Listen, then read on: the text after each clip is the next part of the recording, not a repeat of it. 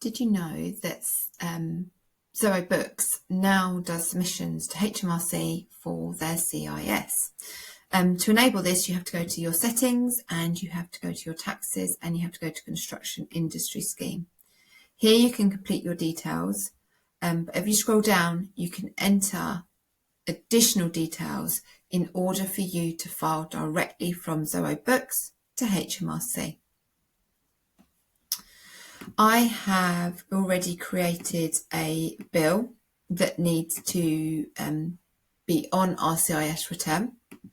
So on here we have a good which cannot be deducted from CIS because it's a material. However, the labour element can be, and we can see at the bottom here we have this CIS deduction of 20% and we have a little summary as well.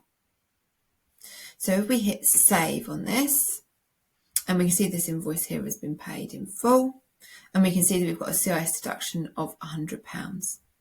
Now, because our payment that was received fell in the period, the tax period from the 6th of December until the 5th of January, this should be on our CIS return.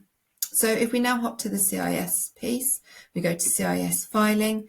Here we can see our invoice from EdPro. We can see there was the £600, the cost of materials being 100, liable to deduction was 500, and the 100% there is what's been withheld.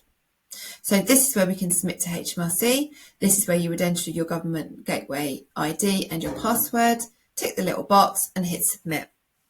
Should you wish to see your previous returns, you can click here and you can see what's been filed and been paid.